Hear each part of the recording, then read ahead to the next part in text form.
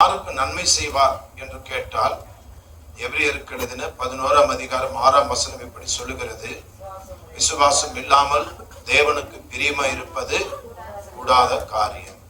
நம்ம ஆயிரங்கள் கொடுக்கலாம், செல்வங்களை படைக்கலாம், தான தர்மங்களை செய்யலாம், நம்மையே அந்த ஆண்டவருக்கு ஒப்பு கொடுக்கலாம். ஆனால் விசுவாசம் இல்லாமல் நாம் நம்பிக்கை வைக்காமல் செய்வது எல்லாமே வீணாய் போய்விடும். அப்படியில் என்ன செய்ய வேண்டும்? விசுவாசிக்கிறவன் என்ன செய்ய வேண்டும் என்றால், தேவன் ஒருவர் உண்டென்றும், இரண்டாவது தம்மை தேடுகிறவர்களுக்கு பலன் அளிக்கிறவர் என்றும் விசுவாசிக்க வேண்டும். வாட் இஸ் ஃபெய்த் அப்படின்னு கேட்டால், தேவன் ஒருவர் இருக்கிறார் என்று எல்லாரும் நம்பணும். எல்லாருமே இந்த நாட்களில் தேவனை நம்புவது கூடாத காரியமா இருக்கிறது.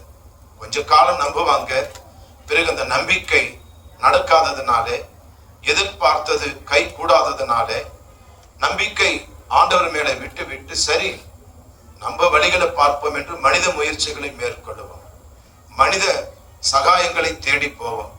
பணம் கையில் இருக்க என்று நமக்கு தெரிந்த வழிகளை நாம் ஆராய்ந்து போவோம். ஆனால் ஆண்டவர் அதை விரும்புவதில்லை. அவர் காத்திருக்கிறவன் ஒருபோதும் வெட்கப்பட்டு போவதில்லை. கர்த்தர் மேல் நம்பிக்கை வைக்கிற மனுஷன் பாக்கியவான்.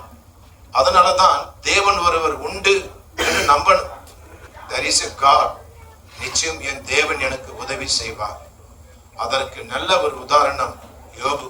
10 பிள்ளைகள் மரித்து போனாலும், எல்லா ஆஸ்திகளும் அவனை விட்டு அழிக்கப்பட்டு போனாலும், அவன் இன்னும் விசுவாசத்தை விடாம, நான் நம்பி இருக்கிறதை அவர் தருவார், என்னை அவர் கொன்று போட்டாலும் கர்த்தர் மேல் நம்பிக்கையா இருப்பேன் என்கிற அந்த நம்பிக்கையில உறுதியா இருந்தான்.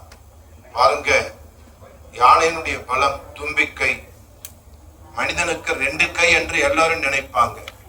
ஆனா ஆண்டவருடைய பிள்ளைகளுக்கு ஆண்டவர் 3வது கையை கொடுத்திருக்கிறார். அதுதான் நம்பிக்கை.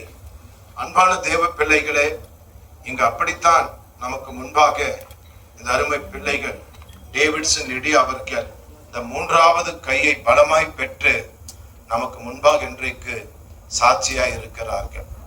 தேவன் ஒருவர் இருக்கிறார், அவர் நிச்சயம் எங்களுக்கு பலன் அளிப்பார். தேடுகிறவர்களுக்கு, ஜெபிக்கிறவர்களுக்கு, நம்பிக்கை வைக்கிறவர்களுக்கு அந்த தேவன் கைவிட மாட்டார் என்ற நம்பிக்கை தான் இன்றைக்கு இத்தனை பேரை நாமை அழைத்து, சொந்தங்களையும் உறவினர்களையும் சிநேகிதர்களையும் நெருங்கினவர்களையும் அழைத்து